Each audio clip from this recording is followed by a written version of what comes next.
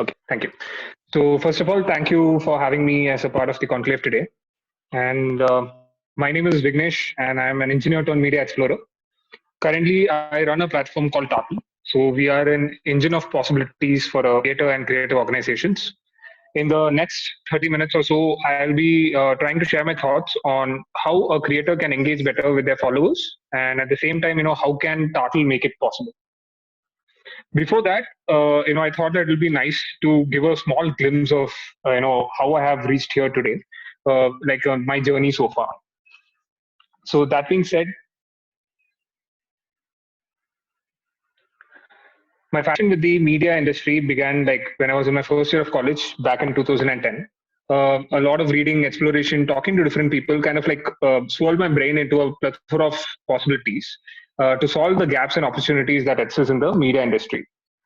And this was a time when 2010 where there was not even a single platform where a common online magazine or sorts was existing back then.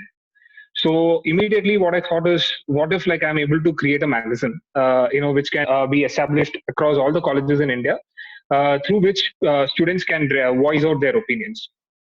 This led me to start Penumbra, and the magazine got established across 90 plus colleges in India, and we had over 8 million reader base as well.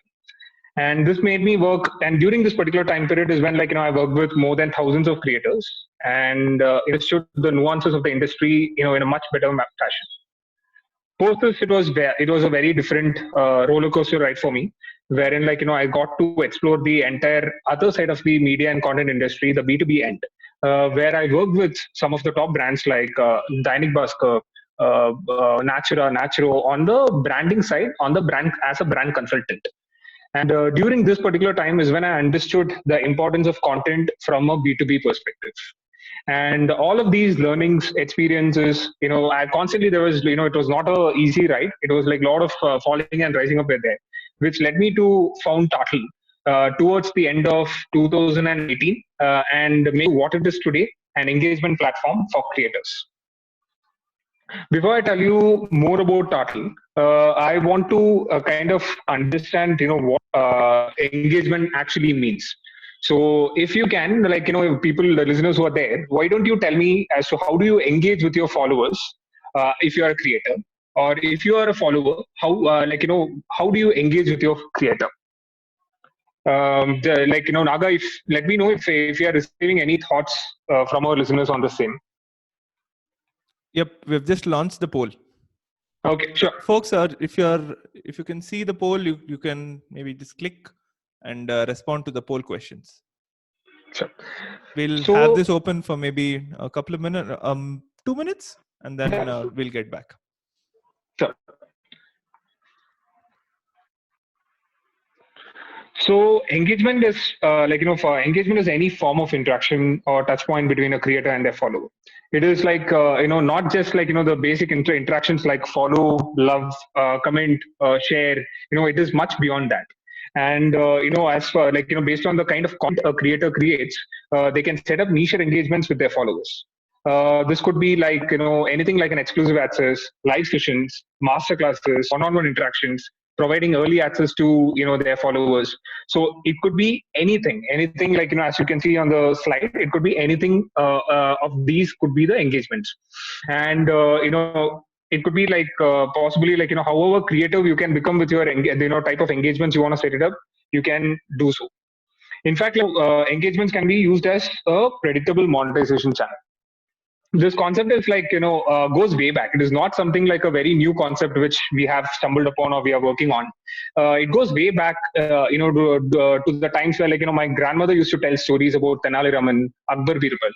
So it goes way back then where Tenali Raman or Birbal, they were rewarded by their kings after they perform as a gesture to kind of encourage them, and also people like them to keep their creativity side thriving. So that being said, the entire what do you call? 1 second, and yeah. So that being said, the entire North American and the European markets have established the engagement model way ahead, they are way back, and they are also way ahead than the APAC countries. So the one of the key reason is that as you can see in this particular slide, the entire market size on engagement is over $25 billion, with a cumulative growth rate of 14.7%. And the Indian market, which constitutes to $1.2 billion in terms of transactional volume alone. So that being said, what I mean by transactional volume is that, let's say there is a creator who is setting up multiple engagements. One is a meet and greet, and other one is, let's say, they are selling a merchandise.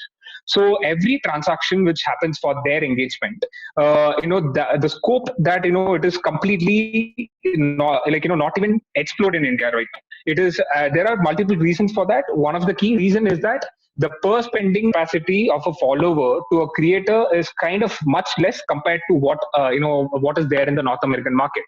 So that being said, it is not a dull market at all. People are understanding the concept of engagement, and as you can see, a lot of creators are trying out newer ways to engage with their followers, and especially during the tough times we are going through, what we are seeing in the last couple of weeks is that the number of creators who are using or who are coming onto a platform like Tartl and setting up interesting engagement modules. So there is a musician who has set up engagement where he has used his existing Instagram as Instagram close group as a way to monetize and engage with his followers. So as you see, India has a huge scope in this market, and at the same time, based on our research and analysis, we also feel that one of the key challenges that exists in the media industry is basically driving genuine engagements. So, genuine engagements between a creator and their follower. So the best way, we all after based on the data is that is to solve this particular challenge using technology. And since we all being engineers, we thought that the best way to help the creative clan is to help them with have a predictable monetization channel through better collaboration, productivity, and time management. So that's how it brings us to Tartl. So Tartl is basically a platform for creators and creative organizations. It is not restricted to just the creators alone. Even organizations, how they can engage better with their followers, thereby enhancing not the predictable monetization channel, but also if they want to build a community, they can do so. Or if they want to make sure that they kind of have a better collaboration or have a better time management, they can do so. So that's what Tartl as a platform helps creators and creative organizations. So what I was thinking is that I would like to most of the people who are listening today, we have a lot of creators out there and podcasters out here. So I thought that I would like to take you guys through the features we have built. And these features we have built after interacting with a lot of creators, and it has taken almost a year for us to build all these features. And since it is primarily focusing on podcasters, let it be are you a type of podcaster whose focuses on interviews or audio fiction or monologues, narration? It doesn't matter. The platform can be used by any kind of creator. So first feature which we wanted to build was the engagement module. So here what we do is we give access to the creator to kind of lock their content. So the content could be any form of content, not written to audio, it could be anything. And they can immediately start either using it as a subscription model, a monthly or a one-time subscription, or it could be using that engagement module, the lock feature, provide master classes. So however creative you want to think, you can use the engagement model like that. Now, the other key app which we have built is the collaboration suite itself, which I will be, towards the end of the conversation, I'll try to show it as well. The collaboration module is basically, imagine, there is a creator who is multifaceted. And that creator is part of, two creative organizations. And that particular person wants to manage all three phase without impacting, each other. So through Tartl, whatever the collaboration suite, you can do so without impacting your personal profile or the other two profiles and manage all the engagements, at ease. Then we have the basic editors, let it be audio, written or video editors. And at the same time, we don't want everyone to come and, our platform. We are not someone like, if you are really comfortable using a medium WordPress load, hey, please do so. We have also tried to work with most platforms to get their API and integrate these platforms on Tartl, so that if you're already comfortable in one of them, you can link it, and this becomes the virtual face for you as a creator. Now comes that's why the third party integration. Then we have been working on live sessions. As you know that the entire world is going after live session. Today an Instagram or a Zoom is unable to. There are a lot of technical glitches which are coming out on these popular platforms itself. And second of all, if you see the creators, there are multiple types. Layers of creators. You have a start level creator, you have a mid level creator, you have an end level creator, right? So for a start level creator or a mid level creator, they find it very difficult to kind of just survive this particular phase, or even in the future to engage just by using these social platforms. So they can use a live session feature to make sure that if at all their content is really good. If there are a violinist from A.R. Rahman's music school who is using Tartl to build master classes, and what we have seen is that he doesn't have a huge following on Instagram or Facebook, but constantly every month he's able to have a profitable income through the platform. So in that way, how you can integrate these features with each other is something that much amount of detailing has gone into building the features, and these are the core features which you have built. And I think I have to touch upon one more feature, which is the payments.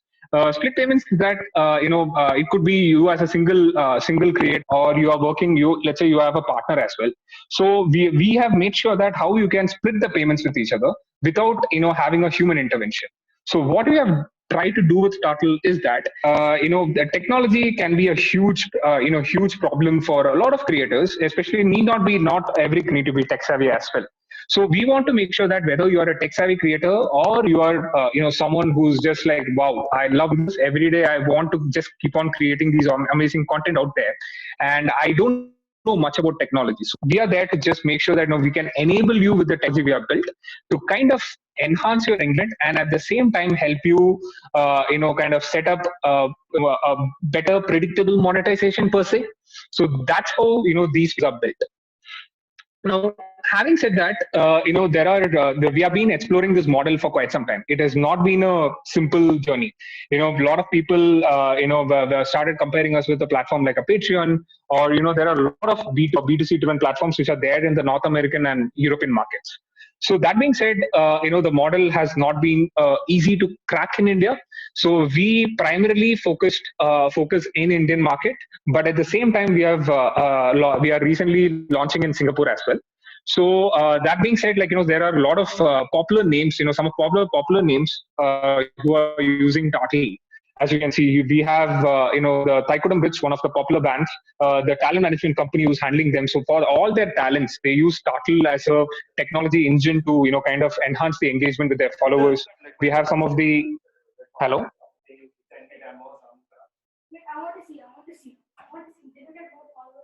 Yeah, Vignesh, we Hello. can hear you. I think there's some background noise from your side, but I think we can go ahead. Okay.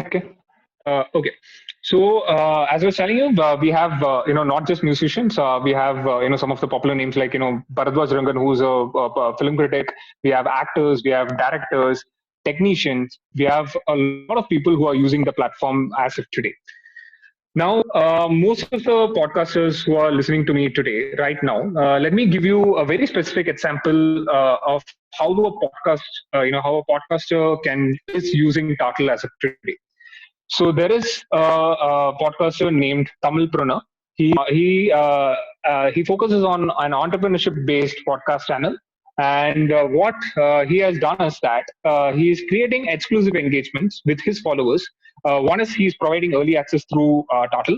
Then he's providing exclusive content. What he has done is, along with his podcast, he's doing something called business model analysis, which is something he's doing for as an exclusive content. Then he's also enabled his calendar through Tartl, where he's opening his calendar out to the brands and people who want to do one-on-one interactions, and he's charging for the same. And finally, one of the interesting feature we worked with him is that the integrated payments. So he wanted to happen through his own website.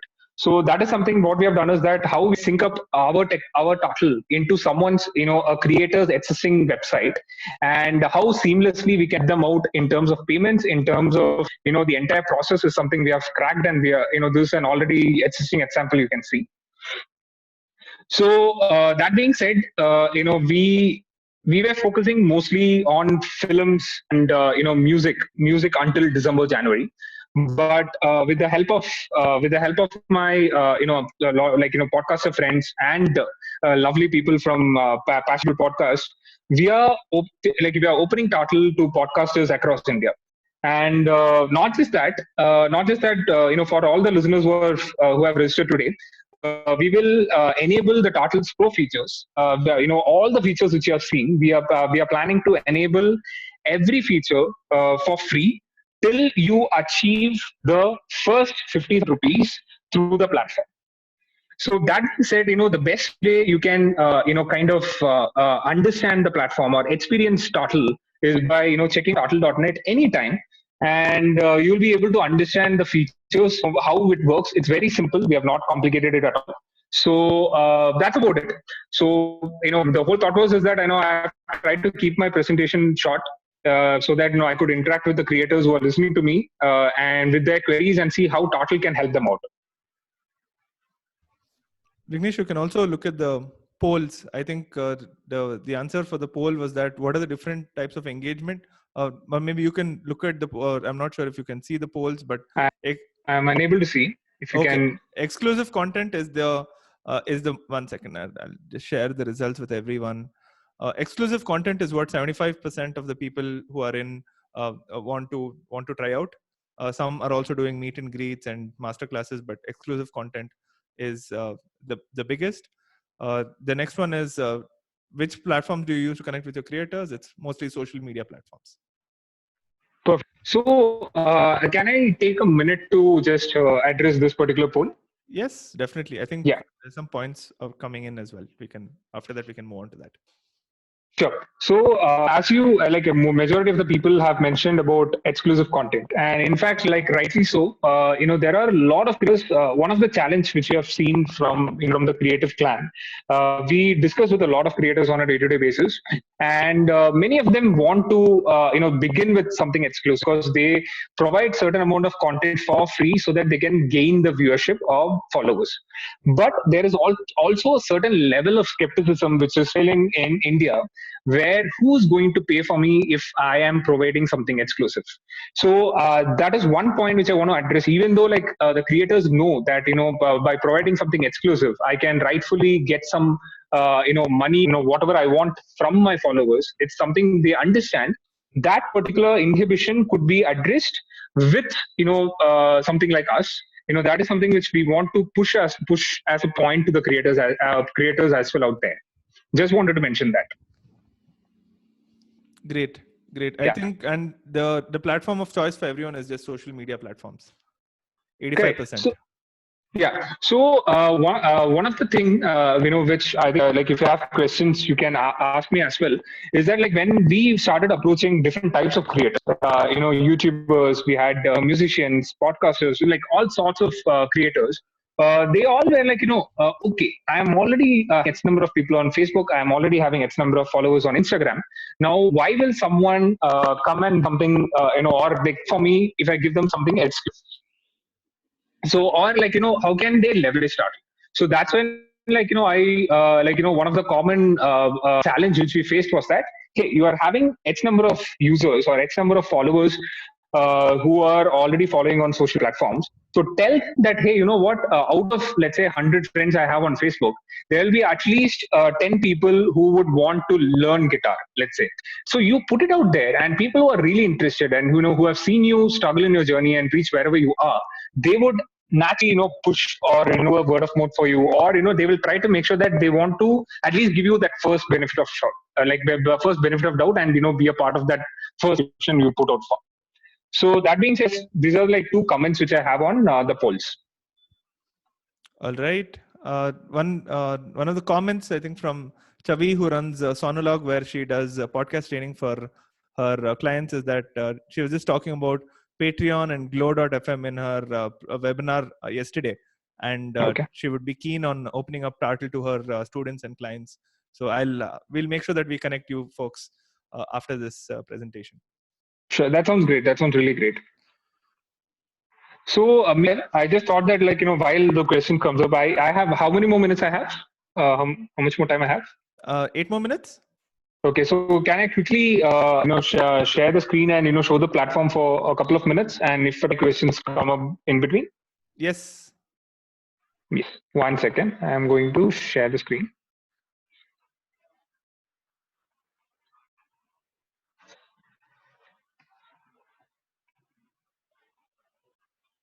Okay.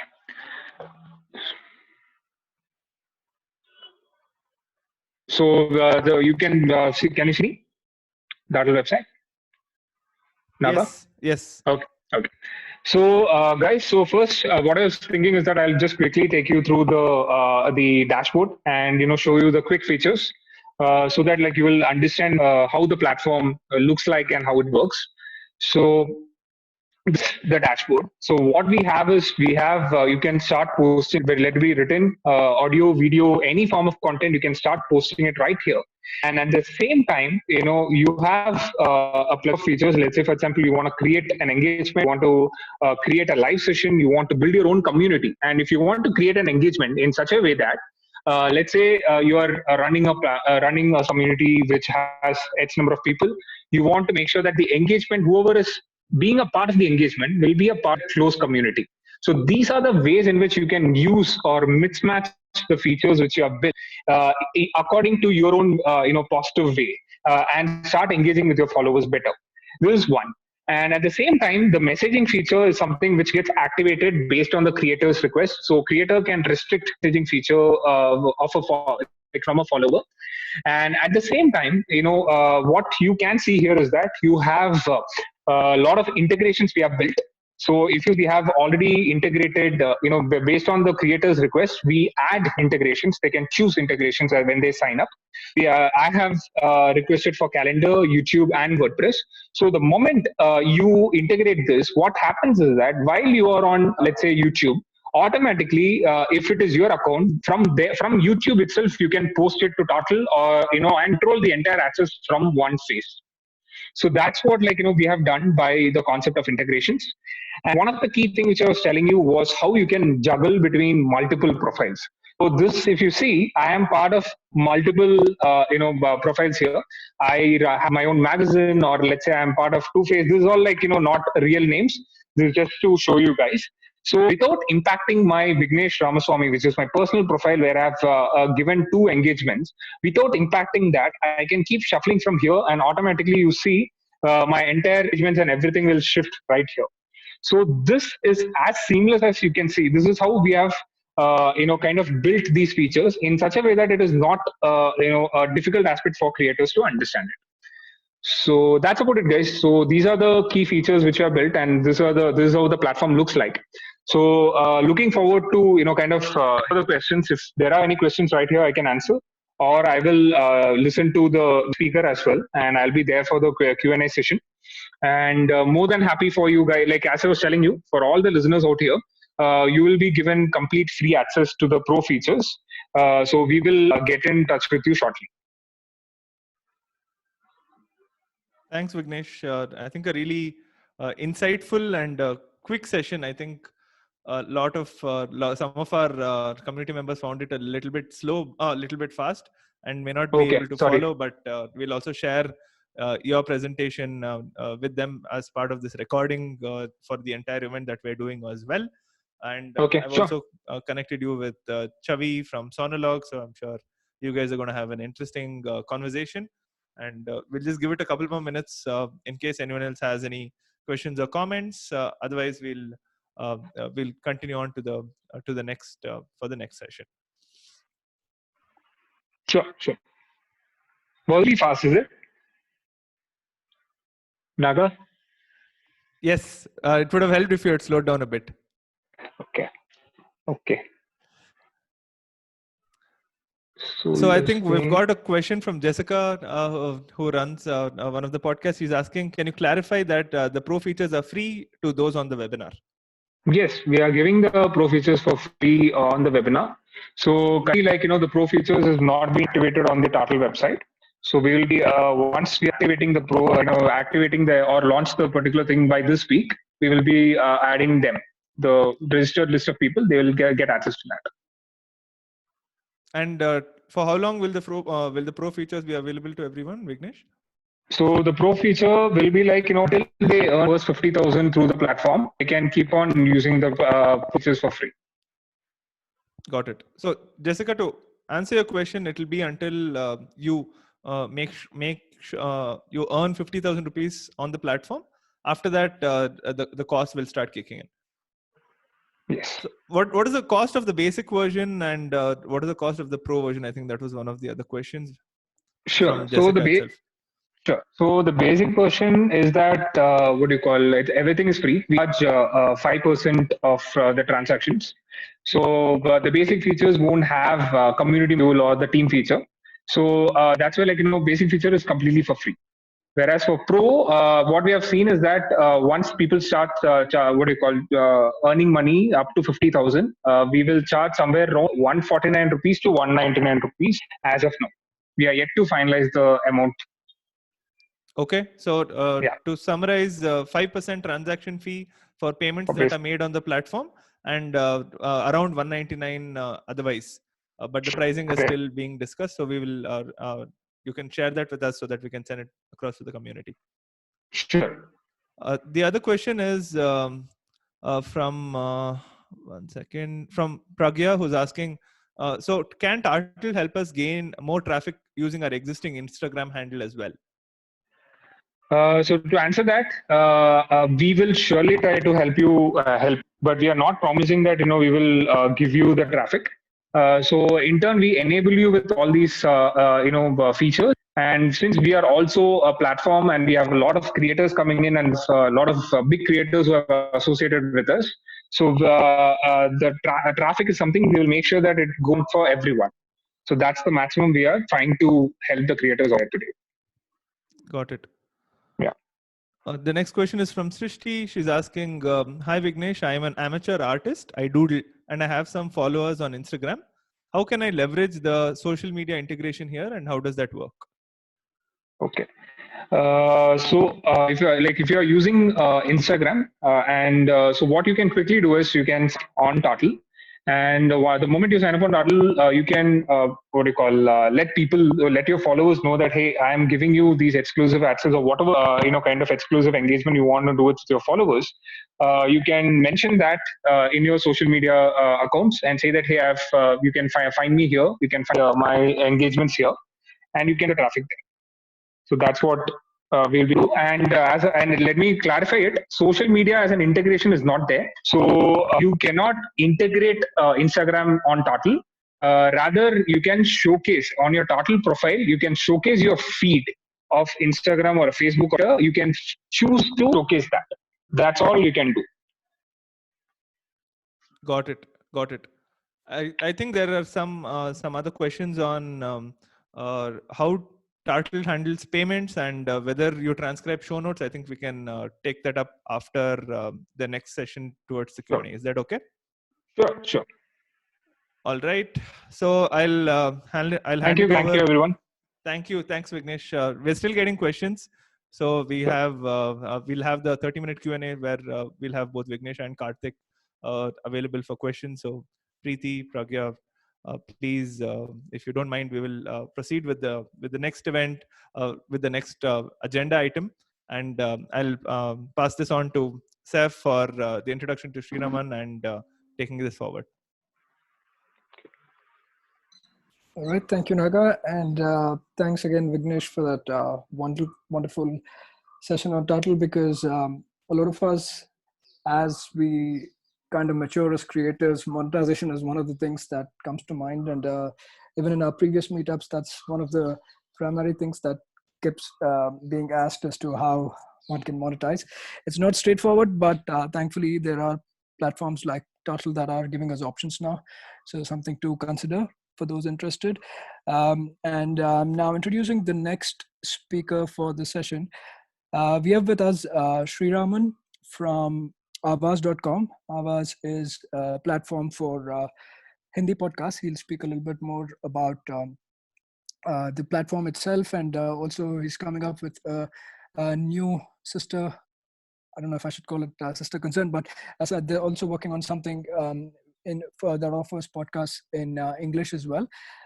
So with that, and not wasting too much time, Sreeraman, I'd like to pass it on to you and start off with a quick introduction and also give us an insight into what you'll be speaking to. Hey, thanks. Hello there. Could you guys see me? Yes, we can see you and we can hear you. Perfect. Okay, great. So I'll load up the deck.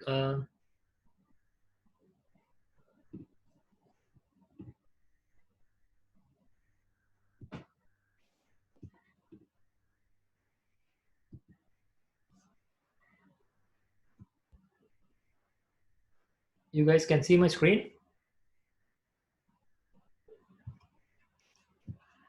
We can still see your video, Sreeraman, not your screen as that. Okay.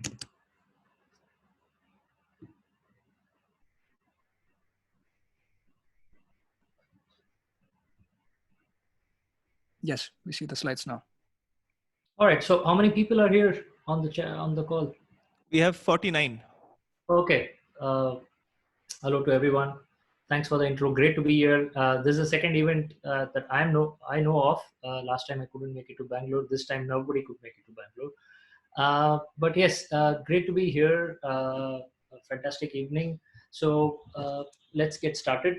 I'm gonna talk about like maybe 1 minute about what we do, and rest of the talk about what we all can do in making money in an audio business, right? Yeah, so Avaz.com is one of the largest platform where we have the highest repertoire of original content in Indian languages. So far, we have Hindi and English. All the content is created by us, distributed by us, owned by us. We have more than 100 shows now, more than 1,300 episodes, and 600 hours of original content. Our Hindi audience are completely different. It's like the star plus of the kind of audience we have: humor, devotional, uh, horror stories, etc. English audience are completely different. It is business, productivity, upskilling, conversational masterclass, learning something new, technology, and those kind of things. So that's about us, right? We are a team of 33 people in Mumbai, and we produce all the content through our own efforts. So that being said, look, just a 101 on all the type of players and actors we have in the ecosystem, right? So hosting and distribution, these are pretty much UGC or a tools and networks that you get to host your content, right? If there's any one of you in this one, you have the network or the traffic for you to monetize, right? The second one is aggregators. These are typically the most of the podcatchers, as we call it, right? They aggregate publicly available RSS feed. They also aggregate other content by licensing it. Let's say if you're talking about institutional players like Spotify, Ghana, they do license content from other players and make it available, right? So typically this is an extension of how the music business came to be, right? We have 50 years of music repertoire. So let's say a T series owns it or a Warner owns it. So now a Ghana or Savan Spotify has to pay money uh, and aggregate it, right? Unlike in podcast, this has been slightly different. Predominantly, aggregators aggregate what is available as public RSS. Right? So platform, this is where there's a slight difference between aggregators and platformers.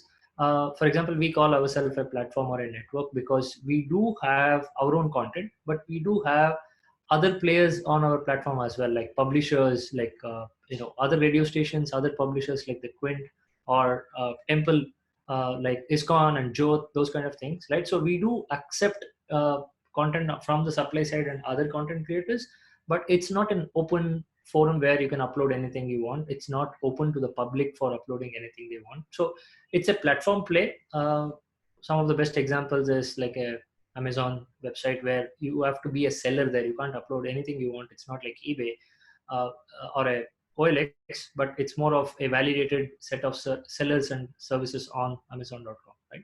So it is a marketplace nonetheless, but it's kind of restricted or curated in a particular way.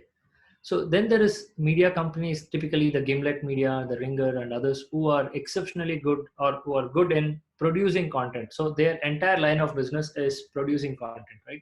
So they do not worry about traffic, they do not worry about distribution, technology, or any of those things. They come from the philosophy of producing really high quality content, and then they make it ubiquitously available everywhere. Um, and then there are independent content creators. So I am making an assumption a lot of us in this conversation today are from this side of uh, this segment, right? Independent content creators, you started it as a hobby, or now you are in two minds to make it as a full-time job, or you have a 3 or 4 different podcasts running, figuring out if there is a business around it, right? There's a lot of media reports about questioning if there is ability to make money. They do sometimes mock us, but that's fine. I mean, if it's anything that's new and novel is always subject to ridicule, so don't lose heart there, right? Then comes service providers. This is one of the oldest or the classic means of making money in any business. You are making a service or rendering a service for someone else, right? So you know how to make a podcast, or you know how to make anything around a podcast, and you're able to work with other content creators or other media houses or other aggregators or other platform, any of the above, right, to make money. Now the question here is IP, right? So when you're typically a service provider, the IP is transferred or assigned, as we say it, to those who commissioned it from you. We'll talk about each one of them in the next part, right? So where is the money and how can we make some, right? And before this, if there is any segment that you think I left, do let us know in chat, or let know Naga, and I will do address it. So talking about money, the first one, of course, the most popular one everybody is aware of is ads.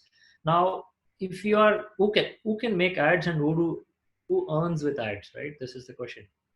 So for ads to effectively work, as we call it as eCPM, right? Effective cost per million impressions. So if I say it is $2, so every time somebody streams or there are 1,000 impressions of your podcast, maybe you make $2. And $2 is a lot of money from an Indian's audience point of view, right? If you are on YouTube, if you're monetizing your YouTube through your YouTube channel, you might probably be aware of what is the kind of eCPM you're getting, right? So if it's extremely mass, if it is extremely, as we call it as the long tail content, maybe 50, 60 cents, right? So every 1,000 views your video gets on YouTube, you're making about 50 cents, right?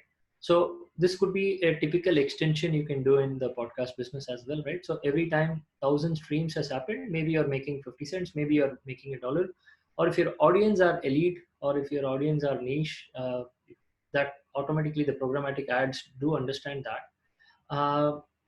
That's on YouTube side of things, but podcast pretty much is in the lower end of the ad spectrum, right? So who makes money from the ads? It has to be somebody who has a high traffic, right? So if you are an independent content creator and you're uploading it across platforms, right? Some of them don't have ad network, some of them do have ad supported. Either ways, the net sum is, how many streams happened and how much you got, right? So this sounds like the easiest one out there, but if you are counting on this as a source of living, then you better make millions of streams a month or millions of streams a week. Only then you are going to make a substantial revenue that's going to keep you support or even break even the kind of time and efforts you have put into making your podcast. So once again, this depends a lot on your distribution muscle, right? So if let's say any platform, Apple, Google, Spotify, any of these guys, they have millions of podcasts out there, some 800,000 content creators. So are you in the long tail of it? How do people discover you?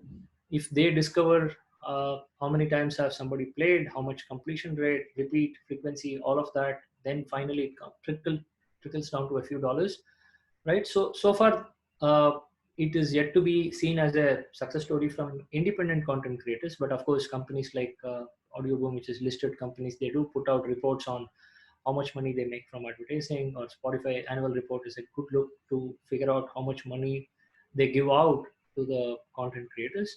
But from a podcast point of view, from an Indian point of view, this is like small right now.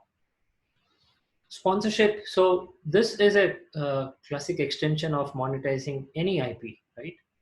What does it mean by sponsorship?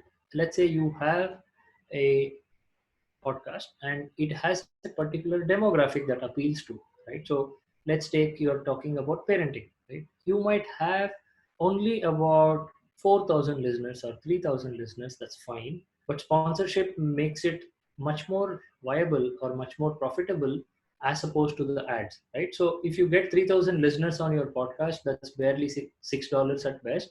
But if you have 6,000 loyal members for your parenting podcast, right? So then you can go to a, let's say, a diaper brand or a daycare brand or any brand which appeals to or wants to talk to the moms, right? Who want moms with or parents with children aged 0 to 5. So now you can say something like, look, I have the captive attention of 3,000 parents every month or every week they come to listen to us for an episode. Now their attention could be yours, right? Would you like to reach them maybe through sponsoring this particular show, right? So it could be like a Huggies presents or a brand A presents or Johnson and Johnson presents a parenting show, right? So now this is much more what do you call lucrative to generate, but usually what happens is independent content creators get stuck in going and meeting a brand, getting a deal signed, right? So there is a small case study I will present after this in this series, right, about how to approach a brand and what you should ask them, right? So the one thing you're going to tell them is your audience and this podcast audience are same, so it is one of its best way to reach them is through our podcast as well, right? So this should be your pitch. So solution selling, it's also called as one sec, is there a chat here? We can facilitate the chat for you, Sreeraman. Oh, okay, thanks. Yeah. Yeah, so people listening to it, please do ask your questions on chat or stop me at any point, because the whole monologue is kind of difficult. I do not know at what point I lost you or what point you wanted more details. So please do keep the chat going. Yeah. Sure. And we also have another 30 minutes after you're done with your session for just Q&A. So you have 30 more minutes of your session, and then we have 30 more minutes of Q&A for all the three speakers. So, and we'll also keep interrupting you for whenever the comments light up. Right. Yeah. So I think there's one new message. Yeah. So the collective agency to represent bunch of independent podcasts. Yeah, that's a good idea. We can definitely talk about it, right? People with experience in selling to brands, right? So typically these are advertising agencies. If you are able to go to them saying, look, these are the podcasts we have, and you are working with so many different brands, if you can represent us to the brand, right? So this is typically how media agencies do work, right? So India has about 5,000 newspapers, but there are only about 25 media planning agencies, right? So the media planning agency's job is to map which brand should talk to which audience and which media vehicle to use, right? So how do they differentiate between whether an ad should be on an Amar Ujala or a Times of India or an Economic Times or an Economist, right? So this completely depends on the media planning agency. So talking to agencies is a lot more lucrative or a lot more easier because you are able to talk to 20 brands under one roof as opposed to going after 20 different brands. So it is a viable option. It's not too difficult to reach out to an agency. We will talk about it more, or maybe I can help you on one-on-one on that as well. So solution selling, yeah. So this is also called as advertiser funded program, right? Or advertorial native advertising. This is going to a brand and telling, look, you could place your ads as a jingle in a radio, or you could place it on TV, you could place it on a video, but they're all limited by time, right? 6 seconds, 8 seconds, 10 seconds. But what if you're able to tell a story to your audience, right? We do have the audience as a podcast player. We do have the capability of telling a story. Now, could you weave in the brand inside your story, right? So this also comes from what problems you're solving for the brand, right? So there could be some brands which are too complex to understand. It could be a cloud computing, explaining cloud computing to a not a CTO but a HR head or a CFO, right? Just showing one more cloud computing ad for them doesn't work. But if you're able to tell them, look, we will create an entire series on cloud computing and talk to not the CTOs, right, but CEO, HR head, and finance head and marketing head, talking about how your particular brand's cloud solution helps them, right? So this is actually giving a solution to a particular brand, and using their, what do you call, success stories, their content, their narratives, but it is delivered conversationally, right? So that could be done as conversation, or you could even create fiction, right? You could create fictional stories and the brand could be part of it. Let's say you're talking to a mobile phone brand, and the brand is tired of doing product review, gadget review kind of a video. Now you can do a fiction where the protagonist is using that particular gadget and gets a lot of things done, right? So there is 20 different times where the product is mentioned. There are 10 different instances where a product's feature is called out, which is critical to the plot, right? So I have one case study on this as well. I will talk you through it.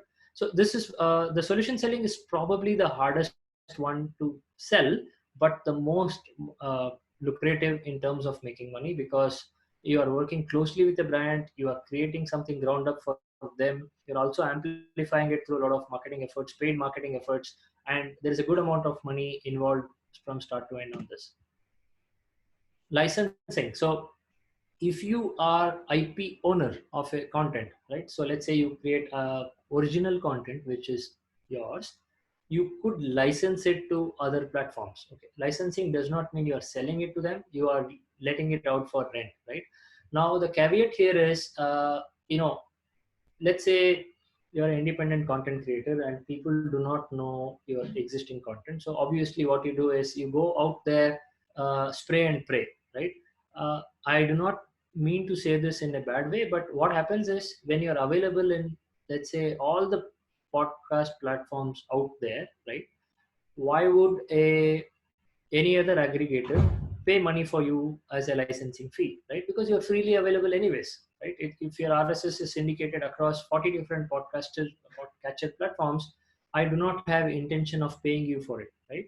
So if you're looking at licensing as a revenue opportunity, it could usually come with exclusivity contracts, right? Could you make your podcast available only on our platform, right? You could go to the big guys, the Spotify's of the world, Ganas of the world, and tell them, look, we have this podcast. We can't sell it to you, but we can rent it out for you. If you're interested, this is how much it will cost per year or for 6 months. And you can tell them that you're going to give it to them exclusively, right? So that for that to happen, do understand you may have to start the conversation before you launch the product to the rest of the world. If it is out there and if it is already available free of cost everywhere else, nobody is interested in paying a licensing money to you. So please be mindful of that. Microtransactions is not yet a big thing in India, but if we go by the notion of the China and the other global models where you are asking people to pay money for a particular track or particular donation to a particular contribution to the host, or if you're unlocking only a particular set of insights, or if you're unlocking particular set of conversations, so that could be microtransactions, right? The best example is, imagine this entire event was charged and the 50 people here had to pay X amount of rupees to get into it. So that would be a microtransaction, right? Of course, this entire event will be available on YouTube later, but you can't ask questions to the speaker. You're only watching it, right? So you could always record a podcast, and you could have this microtransaction based capability where you let a select set of people to interact with your guest, right? So imagine you are able to get a celebrity or a stand-up comedian. You tell them, you know what, we will give you the ringside view or the front row seats when we are recording it with this comedian. Would you like to pay us, right? So very early stage of all this, but if this experiment, anyone is willing to do it, this could work out as well. And microtransactions, I'm also counting all the Patreons and the those kind of accounts where you are expecting a little bit of money, but from a lot of people. So collectively, it makes sense for you. Subscription, the great pirate land of India doesn't believe in paying for content, but not even the biggest guys have more than 1% of subscription revenue. Even the companies like Netflix and others, you create one email ID and 4 people or 8 friends are watching it at the same time. Those kind of jugaad do happen. So don't look at subscription as a viable model in India at least. But if you have diaspora audience, right, if your content is appealing in a UK, US, or Australia, those kind of markets, $1 asking for a $1 subscription is not a big deal, right? So you will have to have a different kind of platform player, right? If you're distributing and syndicating your content everywhere, subscription may not work out in your favor. But if you own your own podcast app, and if you're able to release a paid version or a freemium version for those markets, then subscription becomes a viable option. Otherwise, you can also get into revenue sharing deal with OTT players, right? So you tell them that for every dollar generated, how you want to split the money with you, right? So they do get subscription revenues in outside India. In India, this could be a really small amount. So the idea here is to check if you have diaspora audience, right? For example, Hindi content, US has more than 900,000 people who listen, who are Hindi speakers. And if you take radio as a proxy, from San Jose to San Francisco, which is about 35 miles, there are more than 3 Bollywood radio stations there, right? So that's the kind of demand you have in a US market for Hindi content, right? So if you're able to target those audience, asking them for $1 a month, not a big deal. And it also validates your case, gives you more ammunitions, more validation for your business, and maybe you will explore more avenues in that sense, right? Audio services, let's say none of the above works for you, right? Because of whatever reasons. One of the side track you can have, or a spin-off you can have in your own business, is to create content for someone else, right? So this is a bit of hard work involved, uh, and also you can leverage your strength. Let's say you are damn good in creating humor-based content, so go for it. You are able to pull off good stand-up comedians, and you are able to produce content. Now you can package this entirely, go and sell it to anyone, including hours.com, right? We do work with a lot of service providers, partners as we call them as. So we do outsource it to them or commission it, if that's the technical word we are looking for, right?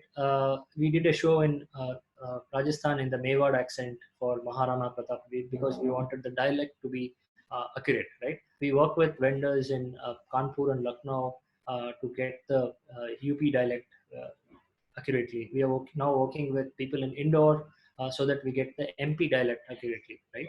So there's a lot of such partners who we work with. The business model is fairly simple. They come up with a show idea saying, hey, I can produce this horror show for you. We say, sure, okay. If you have heard of Kuni Monday, that's one of the shows that we recently, worked with them, right? So they said they are very good in creating horror content, and we had never done horror content. So we liked what they presented. So we said, sure, here is X amount of rupees. Could you produce it for us? They produced it, we got it, right? There are multiple companies that does it, right? So Audible Sono commissions content from partners. Spotify commissions content from partners.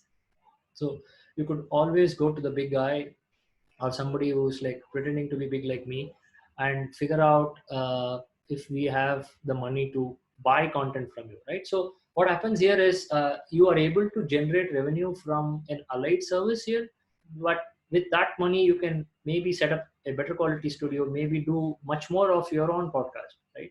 So either ways, you're in the audio business, and a bunch of things you do for thrills, and a bunch of things you do for paying your bills. So if that works for you. IP and events. So if you have experience of pulling off a physical event, right, which is similar to your podcast, right? So once again, this particular virtual summit is a great example of it. Imagine if this was a paid event, and if people had to pay some kind of ticket price to get in here, or the event could be free for participants if there was sponsorship from different brands, right? A particular brand presents the virtual podcast summit. So IP and events is another great way to monetize it. I will give you a few examples of each one of this, right? So talking about audio services, I did go through this, right? So you can do production. We also work with partners such as content writers. So what happens is we produce so much of fictional content, our own in-house team really runs out of juice at time, right? So you could only write so many love stories, you could only write so many Dadima Kahani, you could only write so many Akbar people stories, right? So then we work with independent content creators. We just source the script from them, right? So people who are amazing in writing stories, so we pay them for that. If you're able to do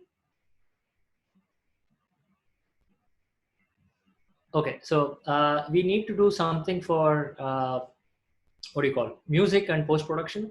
So when I say music, not just the stock library, we have enough of that, but sometimes we do compose originals. For example, we do bhajans, we do Hanuman Chalisa and those kind of devotional shows. It has a lot of music to it. It has to be an original composition. So we work with music makers. We work with we can't afford a Rahman, but we do afford a good quality aspiring music director. We ask them to compose the track, we buy it out from them. So allied services may not be podcast, but it could be production, post-production, script writing, or it could even be what do you call editing, right? Editing is a huge task.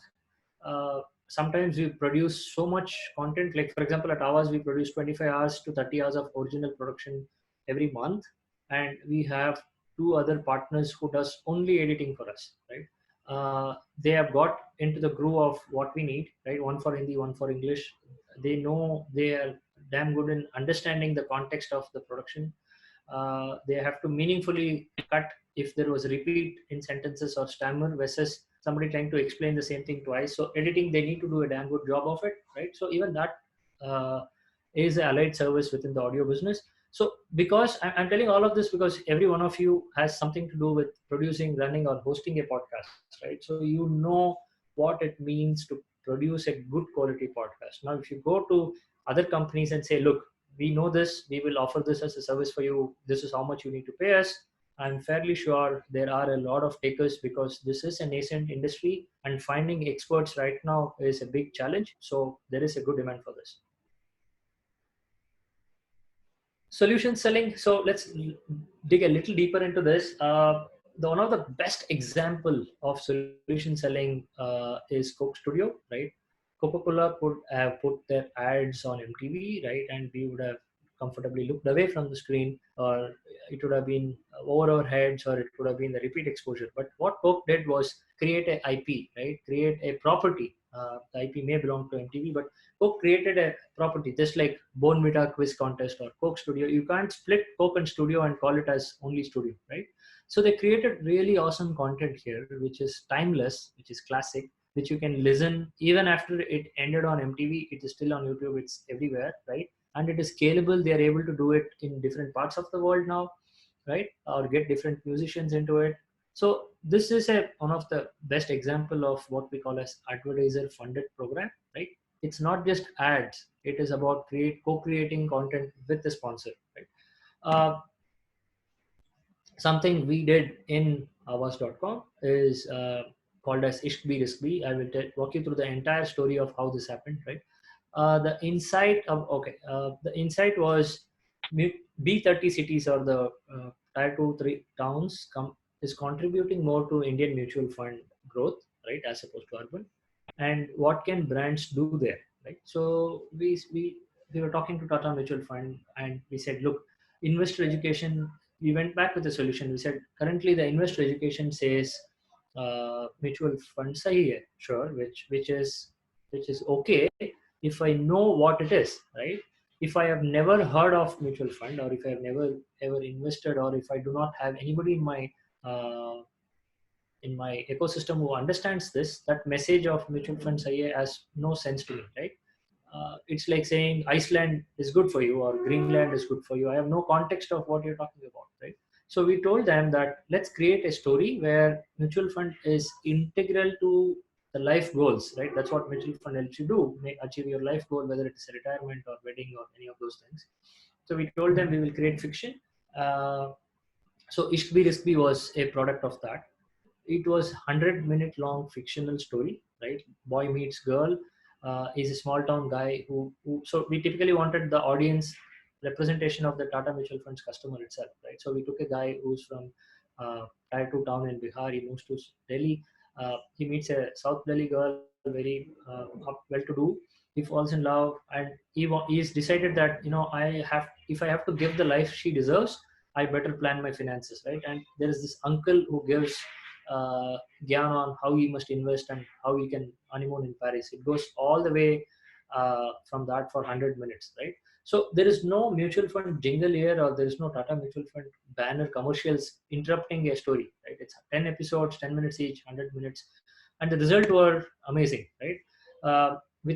During the campaign period, we were close to about 80,000 streams, more than 1,600 hours, right? We started measuring from minutes to hours, right? More than 1,600 hours of content was heard, right? And the target markets also were matched. If you look at the northern part of that map, right, that was the Hindi-speaking belt, Patna and Kanpur, Lucknow, and Dehradun. Those are the cities that they were targeting. We were able to deliver audience there, and we also made this available on Ola Play, and we got additional 1,000 hours of listenership there, right? So on the whole, the campaign generated millions of impressions, that is the view and the reach, and then we got about 95,000 people listening to it, more than 2,700 hours in all, right? And of course this property remains on awaaz.com even now, and we are already doing season 2, which is coming out next week, right? So the brand was thoroughly impressed, and of course we gave them some tactical deliverables, like, there is a banner on the description, or you can link on the description, those kind of things. So we were measuring those click-through rates. It did well too. So on the whole, the solution for the brand was, look, don't keep telling insurance mutual fund is good if people don't understand it. Maybe create a story that they would anyways listen to, and weave in your brand in it, right? So this was an example of solution selling. Now this has the good side, you make good money. Flip side, it takes a lot of time. You have to come up with an idea. You have to first go pitch to a brand. If they say okay, you have to come up with an idea. Then you go and present your concepts, then they like it, then you have to write those scripts, then they give feedback, then you have to edit those scripts, then you have to produce those scripts, get feedback, take it live. Even after all that, we got to, deliver on the listenership, right? So hard to do, but once you do it, you will be in a better place, right? IP and events, this is something that we did, or we continue to do, right? So we did a podcast called Rap Wala Show with some of the rappers from the Gully Boy movie. We called them to our studio. We impromptu gave them a music and asked them to rap. They did a damn good job. Then around the same time, the movie was also releasing. So what we did was, in a physical venue in Bombay, Habitat, we did a ticketed event, and we called the rappers for an evening of rap, and we sold tickets. And you also see a bunch of sponsors on the bottom of that banner, right? So this was one way for us to monetize those events, right? Or for this new year, the birth of 2020, we did 2 IP events, one in Tamasha, one in Lord of the Drinks.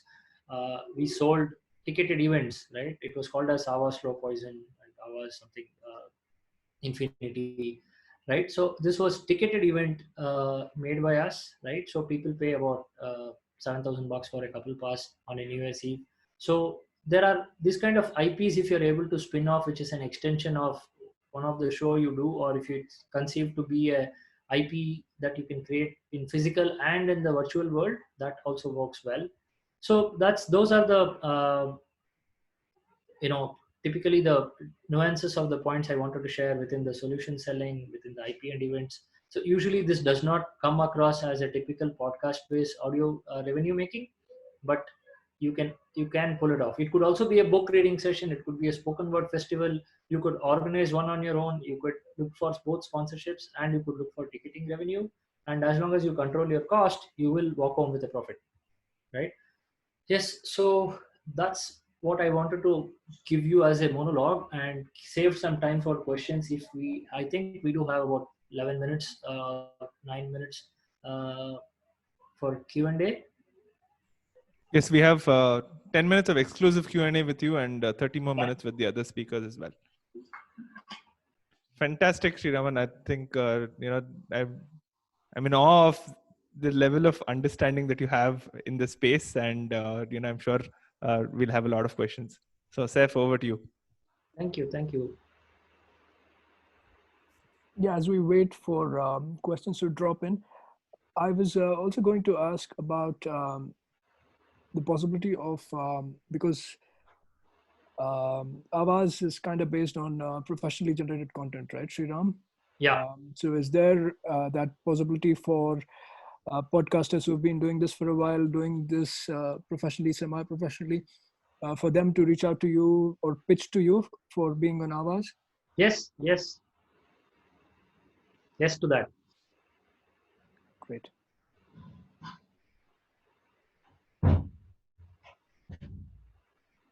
Still waiting for questions for Sriram. If you guys have questions, drop in. I see the first one come in. This is from Aman. What kind of CPM rates are you seeing in the market? Yeah, so we don't monetize with ads, but this current CPM is anywhere between 50 cents to $1 for Indian audience.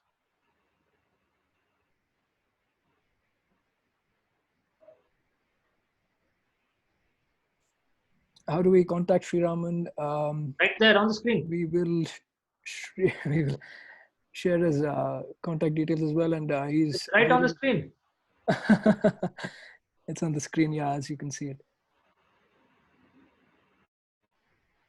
There's one more. Could you give us a sense of the listener monetization sources that are most likely open up, pick up for creators in India? I'm not getting the question. I guess, yeah. What are the, like you spoke of a bunch of possibilities for creators to monetize. Which are the ones that you see most promise in India is the question. Yeah, so see, the most promising is always to get a sponsorship, right? Followed by the solution selling. Those are two of my takes.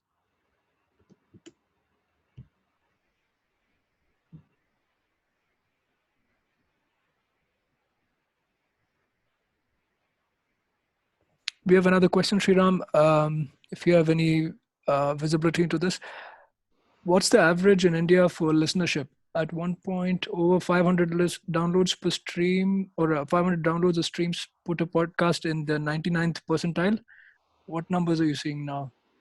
So, okay, I can tell you the numbers that we generate because we are so busy measuring, looking at our own hands, right? Ours gets about 4.5 to 5 million streams a month. This is across our web and app.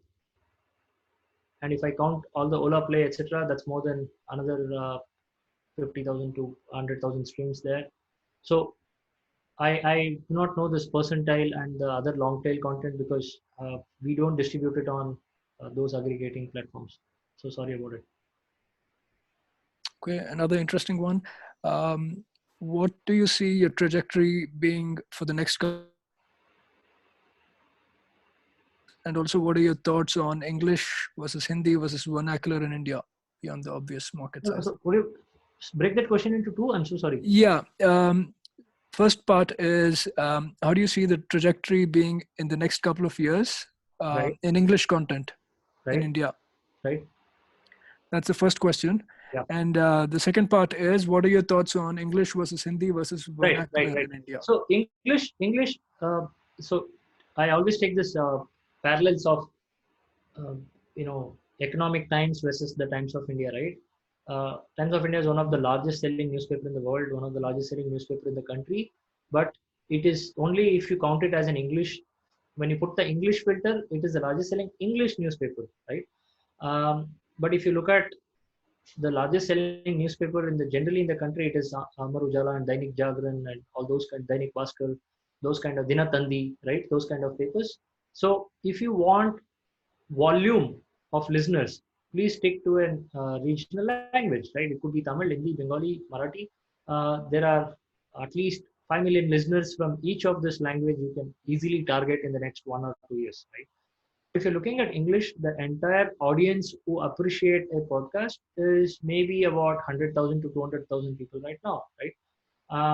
And when I say it's only about 100,000 to 200,000 people right now, these are the ones who even understand the word podcast For everybody else, we prefer to call it as an audio show, right? Which is an extension of radio, or to iterate, it is a spoken word and not a music, those kind of things. So if you're looking at the most, what do you call, people who are looking after the decision makers like millennials, or people who like to upskill themselves, who use their commute time to learn something new, that's your English audience. So it is a value market, right? Like a business newspaper. There's only about 700 to 800,000 people who read Economic Times in India. But who are these people? IAS officers, CEOs, decision makers, business entrepreneurs, right? Versus an Amar Ujala, which is practically everybody else. So look at your audience in that way. It is very difficult to mirror them or to kind of duplicate them. You can't um, translate content and make it work from an English to Hindi or Hindi to English. It doesn't work that way. You will have to play to their sensibilities as well. So that's something we have learned and we follow, and we are seeing good result in that. Great.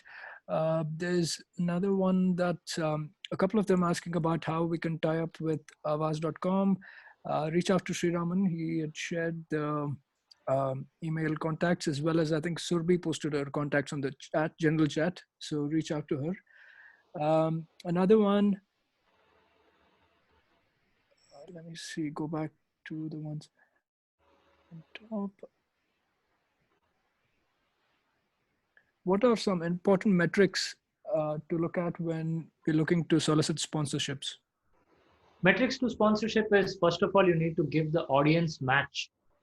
Like I said, if you're going after a cloud computing brand, you need to tell them that, look, we got 3,000 decision makers and CEOs listening to this, right? But if you're going after a soap, you need to tell them, look, we got 300,000 people listening to this. This is the Indian household and the lady of the home listening to it. So maybe you want to advertise your soap to her, right? So the metric starts by audience match that you are going to a sponsor. Please do understand, more than the number of people or the quantity you are promising them, the accuracy in matching the audience to the brand's target audience, that is the number one match you need to look at, followed by how much completion rate that shows that what you produced is interesting, followed by the entire listenership, visibility, impression, reach, which you can also add how much of social media buzz you created around it, or digital marketing buzz you created around it. So it will become a funnel of sort. So many people were exposed to it, so many people heard it, so many people completed it, and there are so many people who come back and listen to it, right? So those are the metrics, but please do be mindful that the match of the audience is more important than the quantity of the audience. Any brand would ask you this. Great. We have one more from Dilip Kumar. This is, Sreeraman, what's your outlook on ads and sponsorship for podcasts in India? And what's the confidence you're seeing from advertisers on their return on investment from advertising in podcasts? Right. So ads, if you're looking at a third-party platform dynamically inserting ads, you have very less control over it. For example, I got a beer commercial when listening to a devotional content. That's not the right match I would look at. But if you're looking at sponsorship, you could demand a premium. Okay, I'll make up some numbers now. Let's say I'm able to reach 1,000 CEOs, right? I can walk into a brand and say, I need 20 lakhs for this. I'm not kidding, right? Reaching 1,000 CEOs is not an easy job. It's really difficult job, right? Get 1,000 CEOs to listen to your podcast. When I say CEO, it's not one more startup guy with 2 employees. I'm talking about an enterprise CEO. I'm talking about a large company, decision makers who represent companies with, let's say, 1,000 crore and above, right? At least that level of cutoff. You could easily ask for a very high amount of sponsorship, deliver your content to that production quality, and walk away with it. But let's say you're looking at a very, very mass brand. You are able to deliver 500,000 homemakers, right? You could make up to maybe 5 to 10 lakh as a sponsorship. But you get the difference, right? 1,000 CEOs versus half a lakh, half a million homemakers. That's the difference, right? So if you're able to appeal to the value segment, you can make a premium. If you're looking at mass, then you will get more brands, but the amount of the sponsorship will be smaller. Okay. We have a question. What kind of costs are you seeing while creating originals? Say cost per episode for narration-based podcasts and ones that are dramatized.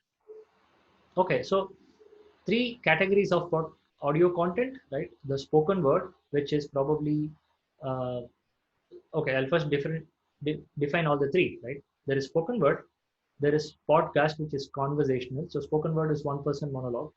Podcast is two people recorded, and there is audio show, which is your fiction, horror, devotional, those kind of things. So spoken word, if it is done by an independent creator, like one person who is damn good, or a voiceover artist who is reading out, reciting poems or slams, or narrating a story, that's not much, right? We could look at anywhere between 800 rupees to 1500 rupees per minute of content. This is assuming we are recording it in a studio, uh, and also we have a good quality voiceover artist who is a professional, right? Now, if you are getting a freelancer who's trying to be there, then it could be much, much more cheaper, right? That's one.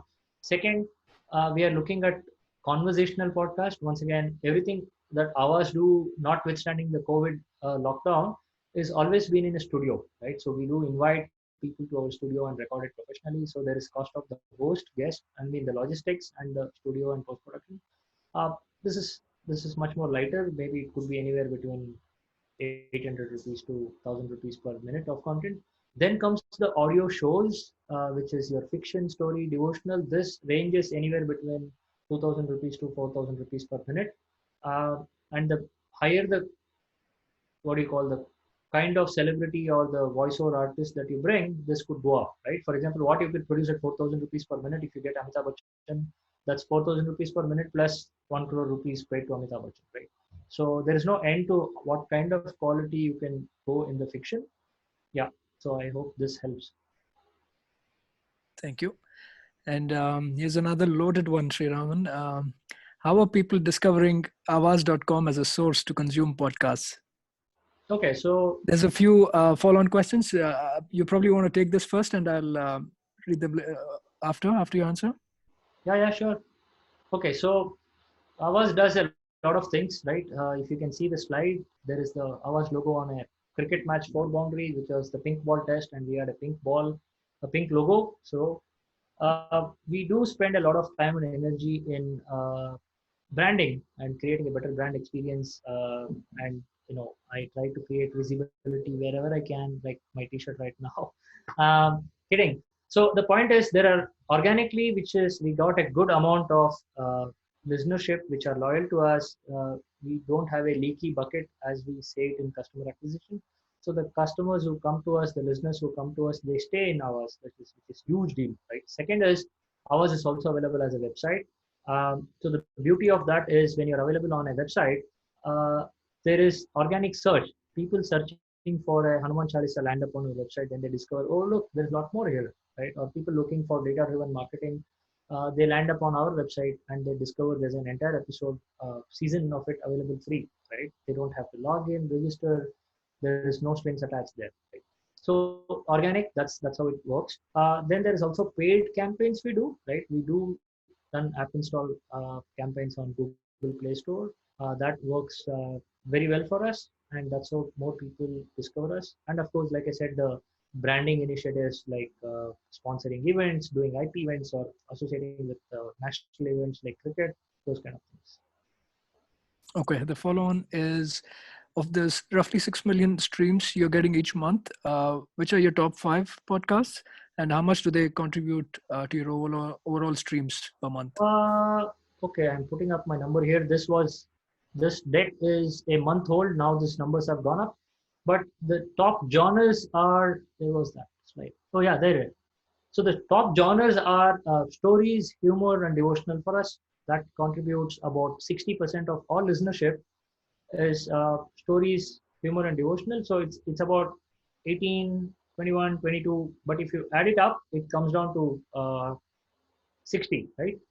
Surprisingly, we are also getting a lot of listenership on horror. That's why I said this slide is slightly dated. Horror has made it to the top 5. I mean, the world is already a scary place right now, but people are listening to horror podcasts. So yes, let's made it to the top 5. Great. And one more question here is, which dynamic ad insertion platform or services would you recommend? This is from Pratik. I do not know, but all I can tell you is we are building one called Vocan coming soon, which is a programmatic ad network tool that gives you contextual audio ads and not just uh, place it forcibly. Right. Okay. And Swati's question, I think it was partly answered last time, but is Avaz working with podcasters remotely or through studio-based in-house production? Basically, Swati is not based in India, I suppose. So that's the question. Yeah, so there are multiple ways in which we work. One is we commission an uh, entire podcast to you, right? Let's say we sign on you as a partner. You tell them that I'm going to give you 50 Hindi jokes. Sure. So you can produce it wherever you want, in your studio, in your home, and whatever facilities you have. Once, of course, the quality being professional sounding quality, we accept it and we pay you. You're done. The second one is recording in our facilities. We have 3 facilities in Bombay, 1 in Worli, 2 in Andheri, 3 different studios where we record. We invite people there and we also create content. Now with the lockdown, we are also creating podcasts using Zoom calls and the pro account of Zoom calls like this, which lets you record and post produce. The challenge being people not having a really quiet room. We ask them to even turn off their fan and AC for some time. Yeah. So we do work with all possible ways with creators. Yeah. Okay. I Now, think we're open to all questions now, right? yeah, I just said that so that people can ask questions to other co-hosts as well, and Sreeraman too. One quick question was, I think I missed that previously. Are downloads better than streaming, or are they like? How do you differentiate downloads and streaming? Okay, so this typically comes from the what do you call the classic Wikipedia definition of what is a podcast, right? Podcasts are seen as something you download and listen later offline, uh, or anytime a new episode has come, it's loaded onto your podcatcher app. The way we look at it is within our app, there is you can stream online or you can download it and listen offline without the internet connectivity. So in India, I would recommend that listening offline is always a good experience because we go through flaky internet. Podcast is so much associated with commute, right? So download is kind of an important metrics there. Great. I was actually going to type my question, but I thought I'd just ask it here. Sreeraman, how are you seeing in terms of like you kind of partially answered this, but vernacular versus Indian, right? How do you see the split on Avaz? Because I think English was very recently that you started onboarding, right, on the platform. Yeah. So ours went live on Jan 2019, right? We had about 100 hours of content when we went live. And a year later, this Jan, we went live with English. So ours is currently in 2 languages, English and Hindi, which is what makes it about 500 plus hours of original content from our side, right? So we don't yet have other Indian languages right now, right? So for us, Hindi is kind of one of the biggest spoken language in India, and we want to get to a very critical mass there, learn everything we can from Hindi market, right, and then replicate those success in other market, right. And it also takes a lot of efforts when you're an original company to launch in a new language. If I launch with just 3-4 shows in Tamil or Marathi, the audience will be left kind of high and dry after they finish those 3 shows. Yeah, so all markets are super promising. I would not write off any market, at least not the big 12 uh, languages of the country, right? So it, it depends on if you're able to deliver to the sensitivities of your business, right? Understanding just because Tamil Nadu and Karnataka are neighbors doesn't mean the sensitivities are same. I'm saying this because I'm a Tamilian born and raised in Bangalore, so I understand the nuances and the sensibilities of a Kannadiga versus a Tamilian. Right? It's completely different. What they like, what they prefer is completely different. So it's always good to launch in one language that you are damn good in, which is where your strength lies. Learn from it, and then maybe find colleagues and partners and professionals from other language, and then go live. Okay, Naga, do you have any specific questions for the other guests, other speakers? I think there was just one. Oh, 1 second. I'm just opening that up. I think there was one question for Vignesh for how do you handle payments on Tartl? I think that was one of the questions that we had left unanswered before. Hey everyone. Yeah, Vignesh, we can hear you. Yeah, sure. So with respect to payments, so what we have done is that the moment you sign up on Target, you need to provide your bank details, and automatically we have a verification process. Once that is verified, you can choose the payout cycle. It could be, at what point, at which date you want the payout to be done.